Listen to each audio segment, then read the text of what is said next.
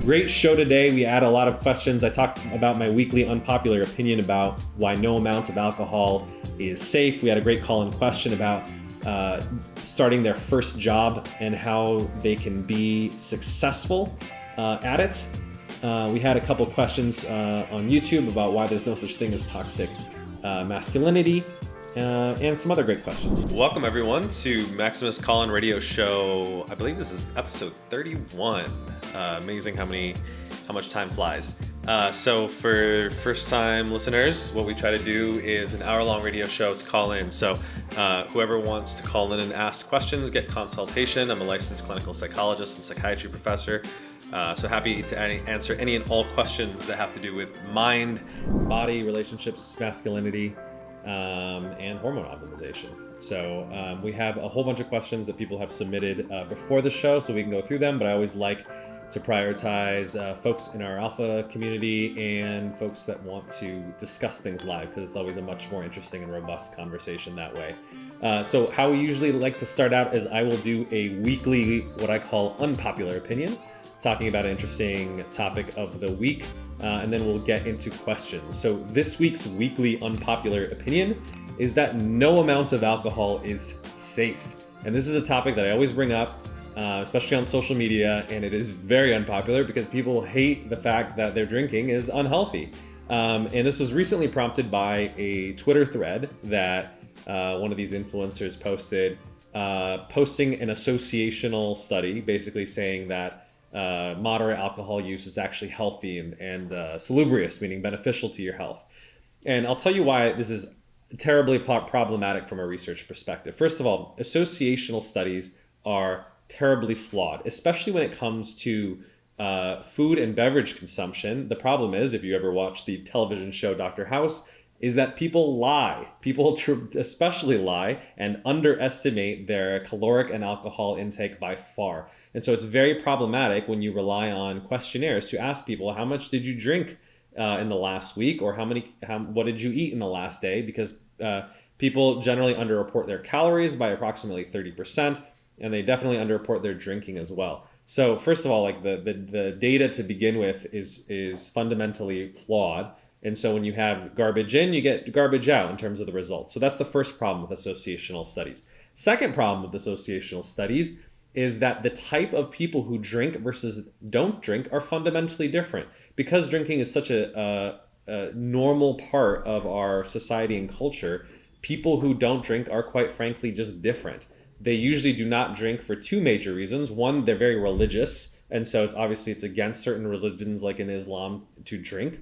Or two, they have a problem with alcohol, and so they're recovering alcoholics, or they have a significant medical problem or medications that are contraindicated with drinking. So those folks are obviously less healthy for abstaining from drinking, or maybe they're a little bit strange too, and they could be really like antisocial, lonely people, and so they're not going out in the first place and not drinking. But we know that, as we talked about in last week's show, that loneliness is actually one of the best predictors of mortality. So are they dying because they're not drinking, or are they dying because they're lonely, right? So the problem is this is very confounded, as we say. This research, there's something else. There's a third variable that's going on, and we don't know that. Now, the other issue is that these associational studies, they try their best to correct statistically for these confounds. So they might ask people, how many close relationships do you have? Are you religious or not? Other things, and then on the basis of those answers, they'll try to put that into the model and control for it. Now, this does help, right, in terms of it tries to clean up the data, but the problem is you can't fully control for these confounding variables, because maybe there's a fourth variable and you haven't even thought of it as the researcher. And so you can't conclusively say that it's not due to psychological or lifestyle factors that essentially people who are abstinent from drinking are less healthy, let's say. The problem is in these associational studies is you see this funny, like almost U-shaped curve where there's a benefit, usually at kind of like the 1 to 2 drinks a week level, where like mortality goes down versus 0 drinks. And then basically after like 1 to 2 drinks a week, there's a clear linear trend up where it increases your health problems and risk of mortality. So a lot of people look at this graph and they're like, oh, 1 to 2 drinks is better than 0 drinks, thus drinking is healthy in light dosages. And that, like I said, because of these associational studies, it's very problematic. So I pointed this out with this Twitter thread and I said, this is a garbage study. You shouldn't use this as a license to go drink. And, the original poster posted a study, an experimental study, and I looked at it and it was literally done in worms, right? You can't obviously extrapolate what happens in C. elegans, which is a classic lab animal that we do, research on and generalize it to humans. You take that study, that data, and you build upon it to mice models and then human models. So the problem is ethically, we can't do randomized controlled trials in alcohol, where that's the proper way to do it. You assign people to different groups and say, you drink, you don't drink, and you're demographically similar because we've randomly selected you. But because we can't do that kind of research, it's hard to make strong conclusions. So why do I feel strongly that no amount of alcohol is safe? Because there's different types of studies that they have done that pretty much conclusively, in my opinion, my professional scientific opinion, provide strong evidence that no amount of alcohol is safe.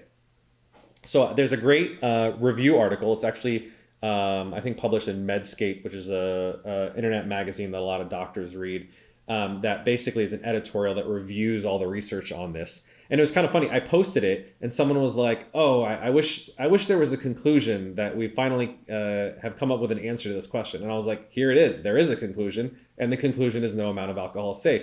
And they're like, oh, you can't base that based on one study. And I was like, you obviously didn't read the link that I posted because it included 222 studies. So first of all, by the way, this is a great lesson in social media use, which is if someone's providing a counter argument, at least read the damn thing that they replied to so that you actually know what you're talking about. It's kind of hilarious when you're like, oh, that's one study. And I was like, nah, it's 222 studies that included 92,000 non-drinkers and I believe 60,000 light drinkers. It's a huge amount of data.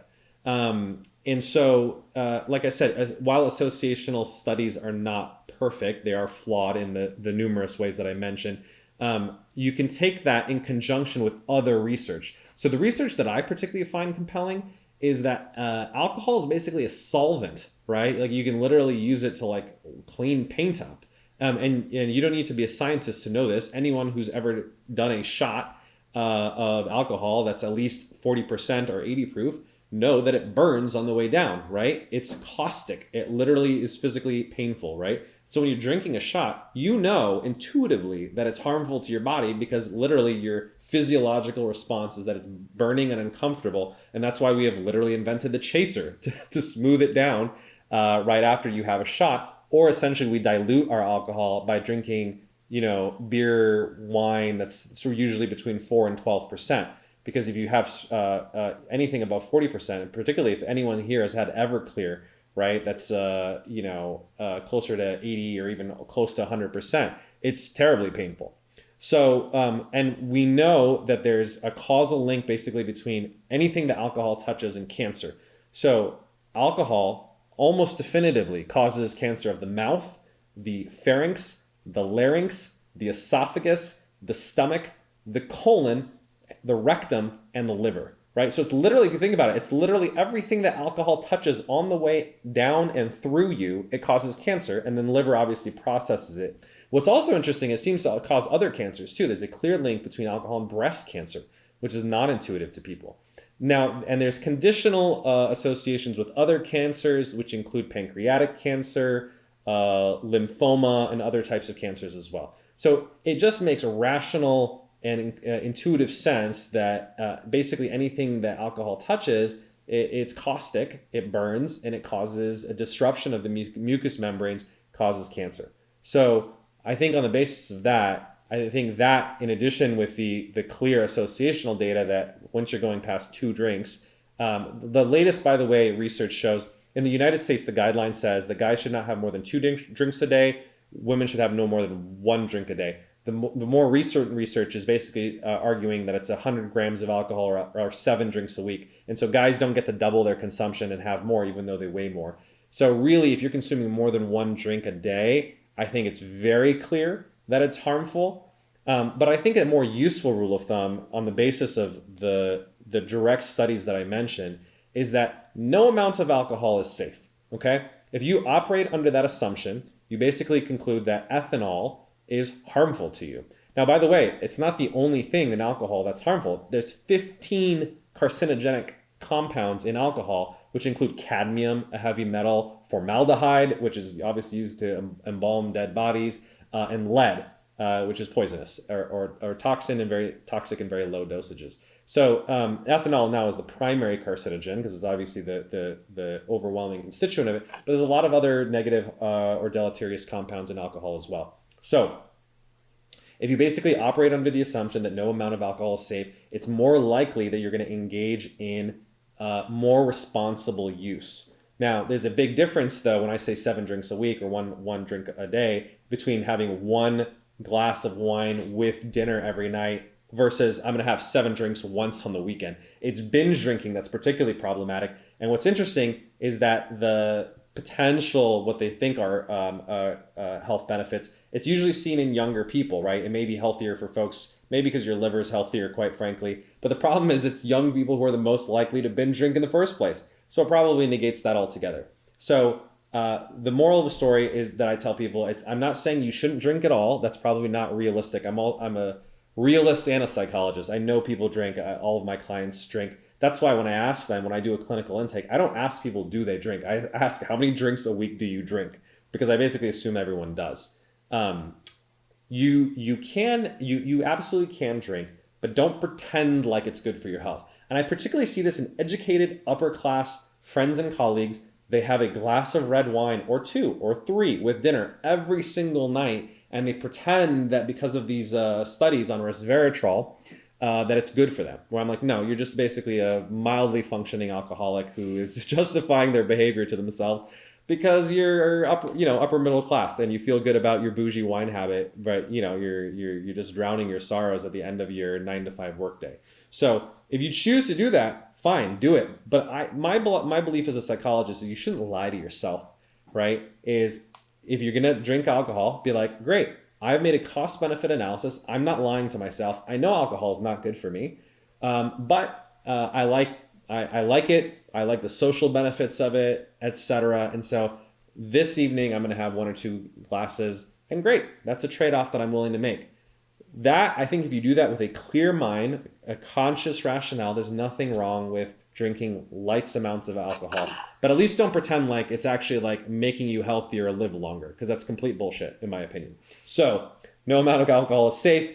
Drink responsibly, but drink in honesty. That's the main thing that I would say too, is be honest with yourself. I think that the data is very compelling and very clear. Now, is it possible? Is it possible that there's a hormetic effect, meaning a small amount of alcohol, because it is a toxin? There's some interesting, the hormetic thesis is basically, if you take a very small amount of a toxin, it protects you, it has a beneficial effect. Maybe, but I think if you look at the overwhelming body of evidence, there's far more research that says that cancer is carcinogenic, cancer-causing, and harmful than there is the studies that suggest that it's potentially beneficial. So I don't know what it is. If let's say it's 80-20 hypothetically, I think overwhelmingly it supports that, and I don't think you should operate under this hormetic hypothesis that your drink of alcohol a day is actually beneficial to you. The safer, smarter, rational and evidence-based conclusion is that alcohol is not good for you, but you can make that trade-off and that responsible choice yourself. All right, so that's the end of my soapbox on alcohol use. Let's get to questions. Question number 1 came in from Bill. What are your thoughts on the decline in average male testosterone and sperm counts? Is it because of plastics? So the question was around what's causing the decline in testosterone? Mm-hmm. Yeah. So I have a whole 9-minute video on this. You should check it out at maximizeyourtestosterone.com. So there's a couple factors. It's probably multifactorial. I don't think there's one factor that definitively is the causal factor. But ironically, it's very similar to what I was talking about with associational studies in alcohol. So there are a couple factors that do seem to be clear. One is it's the clear rise of obesity and metabolic syndrome, right? 70% of Americans are overweight or obese. 88% have a metabolic dysregularity like high blood sugar, high blood pressure. We know that excess body fat means that you're carrying around extra aromatase enzymes, and aromatase is what converts testosterone to estradiol or estrogen. So meaning the fatter you are, you're basically shifting you're decreasing your testosterone, you're increasing your estrogen. So obesity is a major driver of that. The second one is depression. We do know that depression has an associational link. Now, it's unclear it's because of the behavioral changes, the sickness behaviors that happen in depression, or the inflammation that's associated with it, but that's a causal link. The third is smoking, but it's interestingly in the opposite direction that everyone predicts. Interestingly, nicotine is an aromatase inhibitor. So it inhibits the enzyme that I was talking about that you have more of when you have body fat. So ironically, smoking very slightly increases testosterone. Now, obviously, that doesn't mean you should go smoke to increase your testosterone. It doesn't increase it by that much. And obviously, the huge negative health benefits in terms of lung cancer are totally not worth it. But people forget that we as a society used to smoke a lot. It was the default behavior probably like 2 generations ago. And so the decline in smoking also contributed a little bit to the decline in testosterone. But the factor that I think is primarily responsible, in my opinion, because if you look at the decline, it's been going down 1% a year or 1.3% if you're looking at bioavailable testosterone. It's pretty dramatic, right? You're talking about 50% over the last 50 years or 65% if you're looking at bioavailable testosterone, which, you know, if you compare a man of your age to a similar man 50 years ago, they almost have 2.9 times more testosterone. And I don't think that's just because of obesity and depression. I do think it's because of endocrine disrupting plastics. That's a huge generational shift. Like if I look at, for instance, how my father, consumed food, beverages, and clothing. It was like pretty much like everything was homemade. There was no sort of eating out. There wasn't all this packaged food that's packaged in plastics, particularly food that is acidic or fatty, can absorb sort of the chemicals of the storage container that it's in, especially if it's heated. But there wasn't these plastic water bottles that are used or foods that are wrapped in all these sort of plastics. So I think that's a big contributing factor. And same thing, clothes were very simple. Like you mostly wore cotton. You're not using all these polyesters and nylons, like the whole rise of athleisure. Girls are wearing, Lululemons, not just to the yoga studio, but all day out and about. Guys obviously wear polyester gym shorts, basketball shorts all the time. A lot of synthetic fabrics. Literally all of the carpeting that we use, most of the pans that most people use use Teflon nonstick coating. So all of these things together, increase the amount of load that we have in terms of the endocrine disrupting chemicals. And so while it's not definitive, because it's coming from so many different sources, these phthalates, these PFASs, BPA, you've probably heard about in plastic water bottles. There are, similar to alcohol, studies that show that when you increase those specific chemicals that are absorbed through receipts, fire retardant, mattresses and clothing, they are estrogen mimickers, right? They mimic estrogen. The problem is they also, they don't flush out of your system very easily. So we end up absorbing and retaining a lot of these chemicals. I think they're my hypothesis is the primary reason for the decline in testosterone and sperm count that we're seeing, which has also been going down at about a rate of 1% a year. So I think it's quite frankly devastating. I think it's devastated this generation of men. It's crazy to me that, the testosterone levels have declined.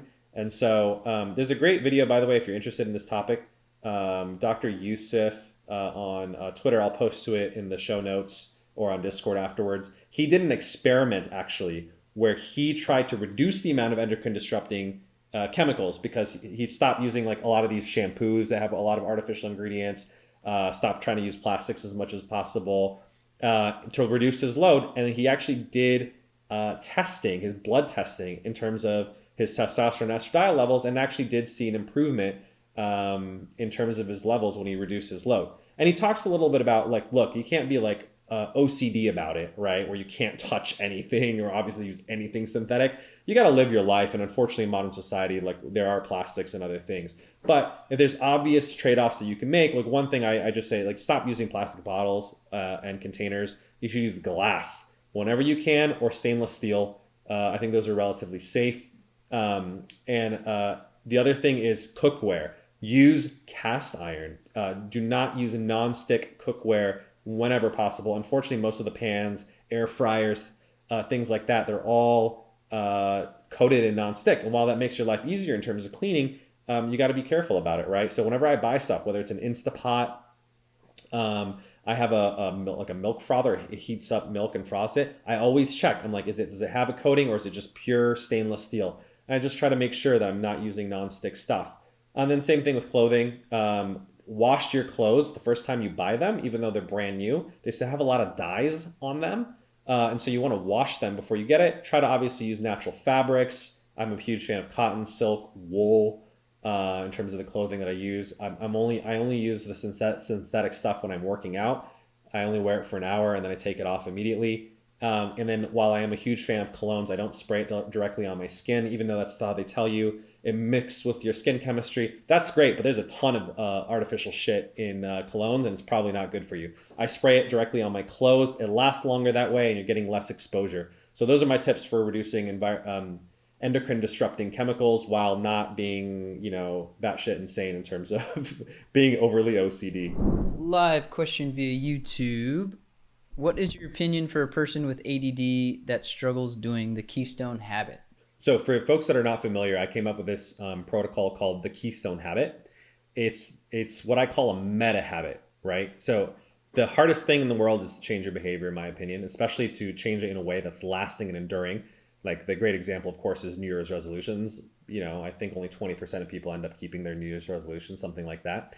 And my thesis for why is because they don't have a system or a process in place to enact it and maintain it. And the Keystone Habit, I won't go into the full details, you should read the article, is basically a 4-minute exercise. At the beginning of the day, you write, what am I going to do for the next 4 hours? 4 minutes for the next 4 hours. You just make a plan and say, this is how I'm going to spend my time. At the end of those 4 hours, you do another Keystone and you spend half of it, 2 minutes, looking back in the last 4 hours and say, did I do what I was going to do?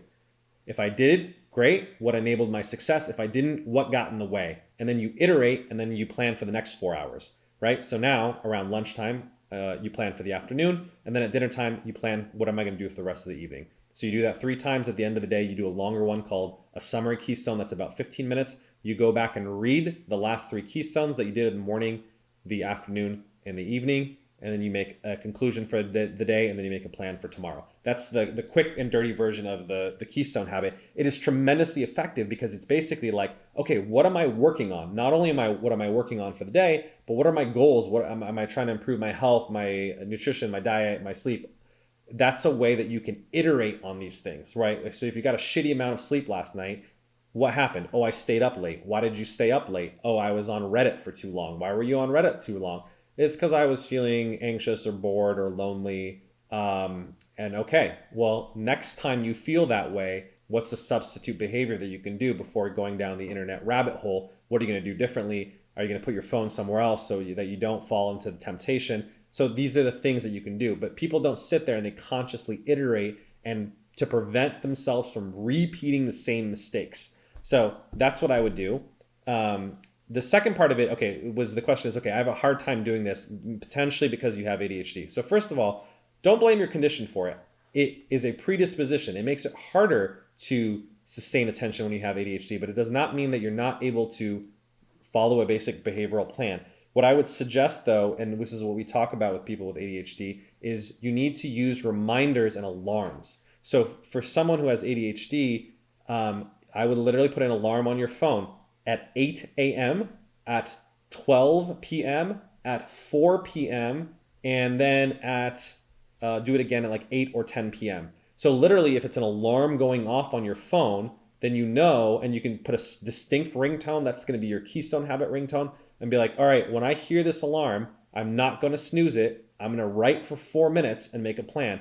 And that's going to make it much more likely that you're going to actually follow through on this instead of relying on your memory because if you have ADHD, you may have an impairment in your working or short-term memory. So that's what I would say in terms of how you can be more consistent about it. The second thing I would say is social accountability works. So if you're a member of our community, join our Discord. We'll put a link in there for the folks who are interested in joining. We have what are called accountability squads, and people check in either on a daily or weekly basis, and you put in sort of your keystone or summary keystone of how it went for the end of the week. So every single week I put how much sleep did I average that week, how is my diet in terms of maintaining my weight, how is my focus in terms of the amount of screen time that I'm using on my phone, and accountability, like how many times am I doing these keystones and checking with the group. And that, puts a little bit of social pressure, and it makes it more likely that you're able to do it. So those are my 2 tips for doing the keystone habit with ADHD. Use alarms, use accountability. So I just started a new job. Awesome. And congratulations. I just want advice regarding, because this is my first official job. Woo. I've had internships in the past, so new to the workforce. So advice on just basic, entry level stuff, and kind of how to best approach the job where you can kind of shine and also help bring other people up as well. Yeah, great question. Well, first of all, like I said, congratulations on your first full-time job. If you don't mind sharing, what's the job? What are you going to be doing? You don't have to mention where you're going to work, but I'm just curious what the nature of the job is. Perfect. Yeah, it's business development. So I'm doing sales type of outbound sales, and then also doing some business development stuff. So it's kind of like SDR/business development, and bringing in a lot of leads and stuff like that. So it's in the real estate tech space. So I have a background kind of in that, and I've met a lot of people. So just super excited, and getting I already have a lot of contacts. So that's what I'm excited to reach out to a bunch of people. Well, yeah, that's actually a great place to start. Is you should think about starting a job as you're entering a new game, right? And this is the analogy, by the way, I always tell people, like young men in particular should not be playing video games. I'll probably do another weekly unpopular opinion about that, because you're basically you're starting a game. You are entering a massive multiplayer online or in real life role playing game, and that's the workforce, right? And particularly you're playing a mini game, which is trying to do a great job, succeed and compete at your job amidst a bigger meta game of trying to obviously win in terms of your career as a whole. So the first thing that you need to do when you're playing a game is what? Kind of like the playbook, or just kind of the background knowledge on who is on your team, what is the company's mission, the history, stuff like that, so that you kind of have a general idea, like how the company got here, and kind of like how the company and you kind of coexist, I guess, kind of like the high level. And then that's what I would want, coming into it. Yeah. So if you're entering any game, you think about it like a role-playing game. What you're describing is you're understanding the map or the lay of the land, which is a great thing. And by the way, like I remember one of the first jobs I ever had was at McKinsey. I did a summer internship when I was 20 years old. I tweeted about this the other day. They literally give you a book. It's on the history of McKinsey. It's like one of the first guys who started it. And it's great context. Now, do you really need that on the day-to-day of your job? No, but if you understand the culture, that's the more important thing, of the place that you're working at, it will help you succeed. Like McKinsey is a very hardworking culture, right? And you have to kind of understand that, like, at that particular place, face time does matter. People want to see your face in your chair at 9 a.m. to 9 p.m. And that's how it is. And if you're not there all the time, they're going to be like, not working hard enough, doesn't want it bad enough, not going to get promoted. That's not true of other places, but at that place it is, and you have to understand the rules of the game. So that's the second thing that you do. Whenever you're playing a game, you have to understand the rules of the game. And so what's the best way to level up in terms of the rules of the game is talk to other people. That you're not going to get from a book, because the rules of the game have nothing to do with what the company says, but it's how it operates. So the best thing you can do is talk to people inside and outside of your particular game. So what you want to do is you want to obviously talk to your manager, you want to talk to other business development reps/SDR people, and ask them, how do I be successful at this company? For my manager, how are you going to evaluate my performance? Like, when's my performance review? How are you going to evaluate my performance? What are the key metrics that I need to hit? Do I have quotas? Is it inputs? Like, you tell me what I'm going to be evaluated against so that I know what the rules of the game is so I can play effectively, right? So that's what you got to know. And then you get strategy, right? So then you're like, okay, great. Now I know what goals I need to hit. Tell me the best way to do it so I'm not reinventing the wheel. Like I'm just playing this game and I'm going to literally learn through trial and error. That would be a very stupid way of playing a game. So you want to ask people internally at the company, you want to ask your manager, and then thirdly, you want to ask people outside of your company. Because maybe sometimes the people at your company, I don't know if they're like fellow colleagues, they may not be as helpful. I don't know if they're overly competitive, or maybe they just genuinely don't know and they're ignorant. But if you have friends, mentors who've done BD or have been an SDR at another company, similar rules are going to apply if you're a BD / SDR at another tech startup. But maybe it's not in real estate, but the other person is going to say, look, you just got to make X number of calls. This is how you do a good sales call. Those general principles are going to apply to you. So that's what I would say too, is understand the rules of the game and understand basic strategy that's going to help you be effective at winning that game. So those are the first two things that I would do. Understand the lay of the land. 2, understand the rules of the game. And then third, actually has to do, and this sounds almost going to sound stupidly obvious, but is go above and beyond in making extra effort. You will not believe how many people, especially starting a new job or at a company, they're basically there to do the bare minimum, right? And especially in a larger company, you can quite frankly get away with it and hide, right? So if you go above and beyond, and I've seen this time and time again at startups. I was actually talking to someone who does BD and is still there at the company that I was previously at, like 5-10 years later. He was like, I've succeeded at every single job that I've been at, and it's not because I'm smarter than anyone else. I just literally put in extra effort, and that helps you win. And I feel like that's so important because it increases your locus of control, which is a psychological term for you are in charge of your destiny. It's not like you're playing some game on hard mode where you can't win no matter how hard you try. Now, there's some games that are like that. Maybe you end up with a boss that hates you and is going to undermine you. But for the most part, assuming that that's not the case, if you go above and beyond, like if you're looking at all the other BD / SDR reps and you're like, they're making 50 calls a day, I'm going to make 70. Right? Statistically speaking, you're going to probably end up, assuming you're obviously good at making those calls and you're improving your sales skills, you're going to end up doing better because you're just putting in more work than them. And I'm not saying you need to be a crazy workaholic, but I'm saying, honestly, people put in 4 hours a day of God honest work, not to mention frittering around on social media, doing other things. If you're more productive, even within a 9 to 5, you're going to do better than most people. And then if you put in 1 to 2 extra hours, especially the first year on your job, you're going to just kill people. So that's the other thing I would say is don't underestimate the value of good old fashioned focus, productivity, and hard work. And it'll honestly put you ahead of 80% of people who really just do the bare minimum at a startup. So if you want to succeed, you will succeed. That's the message I always tell people. I've been around a huge, whether it's from Harvard to McKinsey to all these places where it's literally the best of the best people. And the one thing that I've learned, the one lesson that I always tell people is the best predictor of success is how successful do you want to be? And it almost sounds, like I said, it almost sounds obvious, but it's actually not, because here's the thing. Everyone wants the rewards of success. They don't want to do the work, right? As Ronnie Coleman says, everyone wants to be a bodybuilder, but nobody wants to lift no heavy ass weight, right? So the question really is not, do you want to be successful? If you ask people, do you want to be successful? 80 to 90% of people will say yes, right?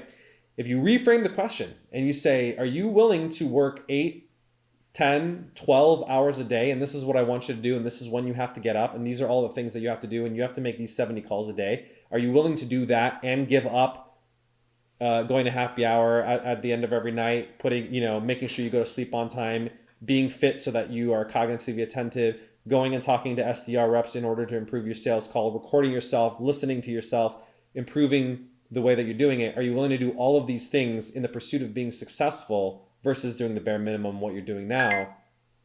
20% of people would honestly say yes, right? That's the real question, is what are you willing to give up to be successful? So if you have a earnest desire to be successful and you're willing to do what it takes to be successful, that's what's going to put you ahead of everyone else. So that's the third thing that I would say. And I think that will help a lot. One last final note. So we talked about three things: understand the lay of the land, understand the company, the culture.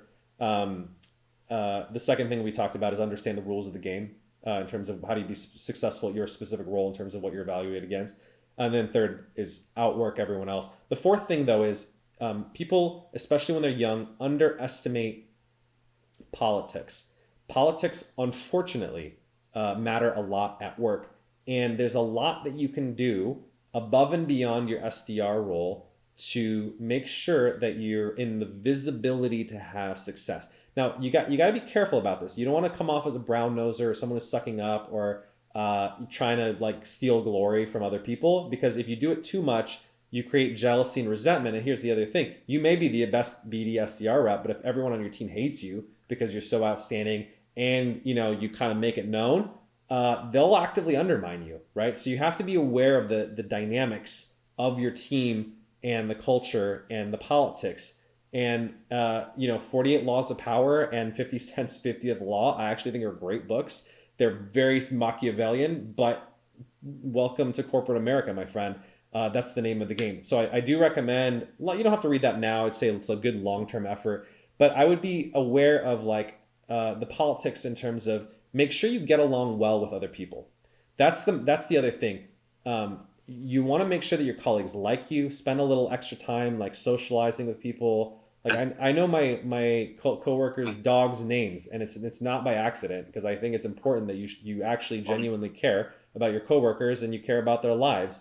And when you do, people will work harder for you and people will reciprocate that. So you going the extra mile, not just in terms of the number of calls that you make, but having the human connection with your coworkers, is the people are going to go to bat for you. And especially, I would say, you're new. This is the first job that you've ever had. It's the first job you've ever had in this role. There's a lot of things that you have to learn, and the best way to learn them is from other people. So if you come off as like an arrogant, competitive jackass, no one's going to want to help you. Versus if you're like a genuine person, by the way, you should always, if someone asks you, do you know this? You should say no. Don't be afraid to say, I don't know. It's very intimidating, but the best thing you can do is say, I don't know. What do I need to know? How do I learn this? So I don't know is a superpower, and you should say that, and have an opportunity to learn. And the same thing with your boss. Your job, your number one job, is actually not to make 70 calls a week or X amount of sales. Your number one job is to make your boss look good. That's the number one job, because who's doing your performance evaluation? It's your manager, right? And so your manager, ultimately, yes, they're going to want you to see the quantitative impact in terms of your job. But ultimately, it's like, did you make their life easier, and do they like you? Are they happy with your performance? So, right, if you're a pain in their ass, no matter how good they are, they're not going to give you a good performance review. So think about that too, in terms of making sure you show up on time to every single meeting that you have with them. You're prompt. You don't complain too much. You're positive. You're enthusiastic. You're complimentary. You go out of their way. You ask extra mile. You're like, you know what? I've done all the work you asked me this week. What else can I do? How can I make your life easier? How can I make the company better? Nobody asks that question to their manager. Can you imagine if you were a boss and someone was like, hey, you know what? I finished all my work for today. What can I do more? People are going to respond to that and be like, this person's positive, proactive, go-getter, and I want to promote this person, right? So that's the other thing too. And so that when I say politics, I'm not saying like be a Machiavellian, shrewd person that's like going around and doing things behind people's backs. No, it's just being aware of what's going on and really trying to genuinely help people, and understanding that how you make people feel is just as important as what you do in terms of your, the documents that you're producing or the outcomes that you're producing. So don't underestimate the psychological side, the psychological impact that you're having in addition to your performance impact. So that's the last and final tip that I have in terms of your job. Thank you so much. That was amazing. Awesome. Please do follow up. I want to hear how it's going at your new job. With like mimetic theory and like how, especially sales, people kind of desire the same thing, bringing in leads or closing deals. And I'm the type of person who likes to work with others, likes to see other people win, and that helps me. But, if you're really passionate about, whatever you're doing and you're enthusiastic and you're doing all the right things, but sometimes people see that extra effort as being a tryhard. How do you kind of convey that? I know you're kind of mentioning that, but what are some like, frameworks or strategies to kind of frame that you're passionate, but you're just passionate and you're excited, but you're not trying to be a tryhard, essentially? Yeah, it's a great question, and I'll use the analogy of sports because I think it's very, very pertinent. People will notice if you're trying harder, right? To use the sports analogy, there's lots of stories of Kawhi Leonard, Kobe Bryant, these outstanding achievers, and what you hear when you talk to the fellow athletes and coaches that trained with them in high school, college, and at the professional levels, is they would show up earlier than everyone else. They'd go to the gym. People go to the gym at like 6 a.m. They're like, the guy's fucking there with a lamp shooting, in the dark, and you'd be the last person to leave. And that is something that sticks out in people's minds, and people do know. Now that may cause some jealousy, or people are like, oh, what the hell, this guy's like working really hard.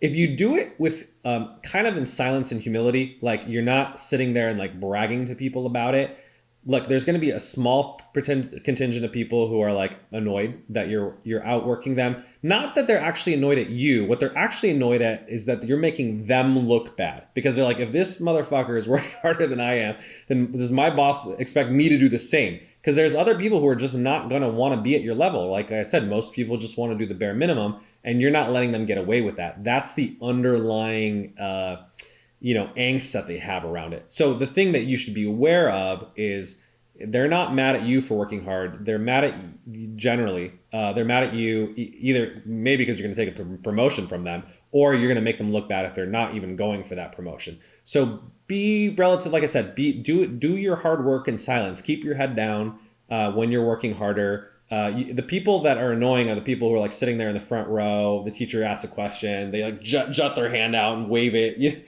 It's that kind of attitude that I think people don't like. Versus like person who's sitting in the back studying really hard. Nobody's like knows how many hours they're studying, and then they ace the exam and they're not bragging about it. No one's going to really complain about that person. So that's the thing that I would say is kind of like, don't hide it, but don't go out of your way to like exaggerate it. Now, there's going to be certain points that obviously you do want your manager to know, right? Like the thing is, if you're naturally there early, staying late, and your desk is strategically located in a certain place, your manager will probably notice that. You don't even need to say anything, right? They'll see that. And then the same thing if you're putting in more calls, you may want to note that in your one-on-ones, right? Or there may be some opportunities for you to do a presentation and have greater visibility to management. And so you're going to be thoughtful, and you're going to make selective choices about when you want to present your effort or your outcomes to a broader audience. And that's where the art of it and the politics of it come in, which is like, yeah, look, you can't do it in total silence. Like if you're working really hard and you're getting great results and nobody knows about it, then it's like does a tree fall in the woods kind of thing. So you have to have just enough visibility that it's effective without annoying or pissing off other people. And that you have to kind of read the room, have context, and then take advantage of certain opportunities that you have. And you see this at companies all the time. There's a lot of people who are kind of working in silence for a little while. There's a big presentation they do, and they're like, look at all this work that I've been doing. And everyone's kind of blown away. And they'll be like, wow, when did the hell did they do this? They've been working on that in their nights and weekends. They didn't even know about it, right? But it makes them look really great. All the management's pleased because they didn't know who the hell this person was.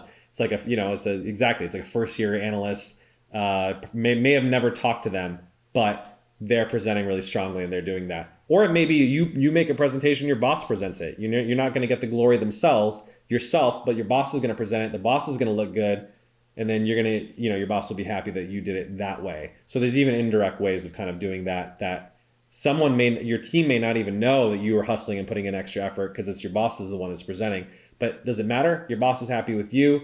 They know that you've put in the extra effort to make them look good, and then that's a way that you can do it as well. So keep those in mind as well when you're kind of doing it. I think if you do it with the right sort of attitude and humility, any other remnants, jealousy that people have, they'll have to deal with it. I love the Kawhi Leonard analogy because it's just like someone who's just, like you said, sits in the back, does the work, leads by example. But do you think that like helping others, so like if you're having success, and I'm not trying to project out that I'm like gonna like kill it day one, there's gonna be a learning curve. But yeah, that's my goal. I aim high and I shoot for the moon and I try to go basically that. And helping others. So if you're like succeeding, do you think it's a good strategy to help others? You know, for example, if you're like closing leads or something like that, then you go to your coworker, maybe helping them out, you know, do a brainstorm. Do you think that's a good strategy, or do you think that's kind of showing that you're like kissing ass, or like trying to like, you know, be like a goody two shoes or whatever? Well, obviously being helpful as a general principle is always a good thing. But I think there's a difference between sort of proactive and reactive helpfulness. So reactively, you should always be helpful. Reactive meaning if someone comes to you asking for help, in that case, you should almost always be helpful. Obviously, if someone's trying to get you to do all of their work for them, or it's going to interfere with your ability to do your own work, yes, you have to have boundaries and limits, obviously within reason. But I would say most of the time, even if it's not your job, just to be helpful and be collegial, and like I said, it's not a big problem for you, then always help people. Now, if you're talking about proactive, right? Like you're reaching out to go help someone, that's where you have to be mindful. That's what I would say. In terms of like, you're kind of learning and you're new. And so that's one thing to be mindful of too, is like how helpful can you honestly be? If it's just like, okay, I don't know, I'm like just generating leads or I'm just doing grunt work, then sure, you can be helpful. If you're not an expert yet, you may want to be a little like more reserved in terms of how much you can help, just because you're learning the ropes yourself. And until you have developed expertise, it's a little bit harder to help people. Like I said, unless it's a very basic sort of function or skill that you're providing. So I think I would say just, you know, you can feel free to, as you develop and as you gain experience, the more and more skilled you become at your job, and then the more and more sort of proactively you can go out and help people. But you may want to just think about if there's like opportunities where you see someone struggling with something. That's obviously it's almost like somewhere between reactive and proactive help. They're not asking for it, but maybe they're too proud to, right? But you see it; it's a clear opportunity to sit there and help. Then great. I think that's a fair thing to add. If someone's like didn't ask for your help at all, and you're chiming in, you're like, hey, can I help you make sales calls? That's why you gotta like read the room and be like, does this person really even want my help? Are they gonna interpret it in a negative way? That they're like, do they think I can't do my job? You know, that kind of thing. That's where you want to be a little bit more careful. So think about it as a spectrum, right? Like reactive, yes, most of the time. Somewhere between reactive and proactive, yeah, half the time, most of the time. And then proactive, some of the time. You should kind of do it. Does that make sense as a framework? Yo, that makes awesome sense. I love all your points and perspectives, and I'm gonna use the Keystone habit. I'm like incorporating everything this weekend and like kind of building out like goals and strategies. So thank you so much for not just this for this question, but for past questions. I really appreciate it. Absolutely. You ask great questions. So that's always appreciated. And I'm rooting for your success. People ask me whether on this radio show or questions on social media all the time. And one of my favorite lines whenever I respond to them is that your success is my satisfaction. And it's genuinely true. Like the reason I even before we had this company, I would like answer people's questions on social media all the time. And it's because I genuinely like seeing people be successful. I'm very fortunate that I've achieved a modicum of success in my life. And I want to see other people. And fortunately, I've like learned a ton of things, both from psychology and from my personal experience, that's helped me be that way. And don't get me wrong, I could be a lot more successful. There's definitely a lot of things that I messed up that I've just learned, unfortunately, from trial and error, including the politics stuff. I was not good at that stuff, to be honest with you, at like my first company, right? I was like a know-it-all, and I was right, quite frankly, about a lot of stuff, but I did not present it effectively, right? Because I like stepped on people's toes. I didn't build consensus. I didn't like run it by people, all this stuff. And even though I was like, I have the data, I know this is the right thing to do. You know, that's not how companies work. And I learned that lesson very painfully. And I want other people to avoid as much pain as possible. Obviously, you're going to have to make your own mistakes, but if there's stupid ones that you can avoid through at least listening to me, then all the better.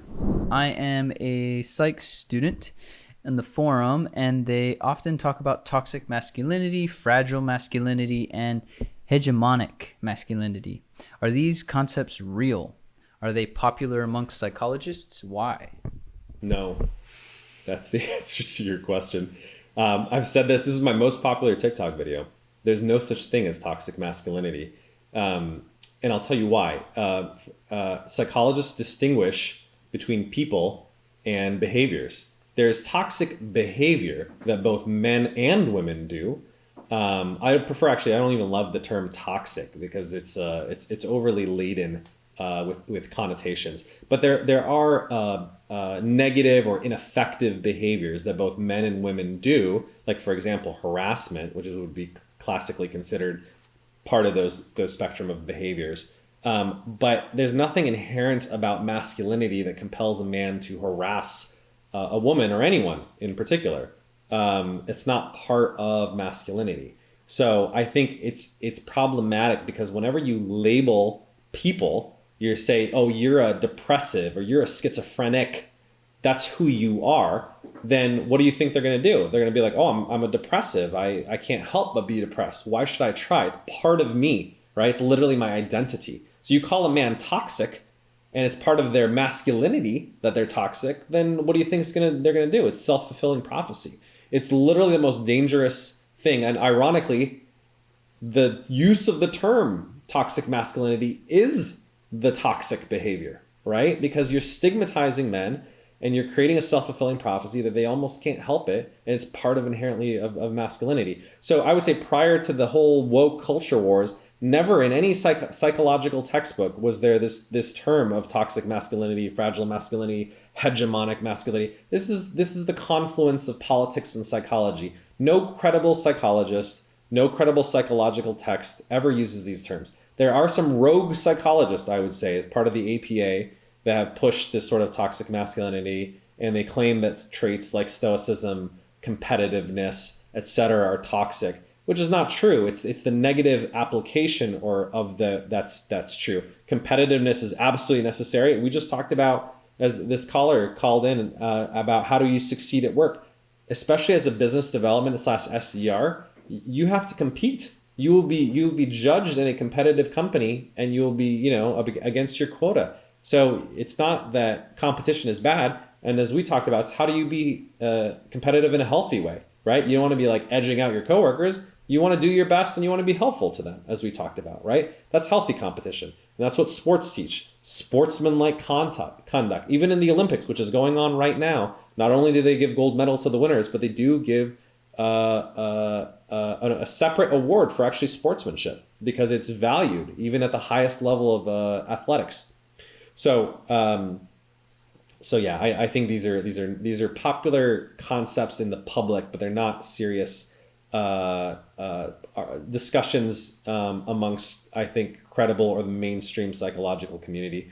I think they're incredibly harmful, and we should stop using the term toxic so much. It's just like trauma.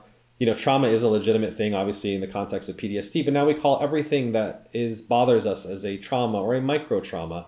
And I think it devalues the term. It's the same thing with toxicity. And I think it slanders masculinity in men. So I think anyone who is using toxic masculinity is a misandrist, is a man-hater. And that's the real issue that's going on. So obviously there are things that we need to change as a society. I think there's things that men can do to be better.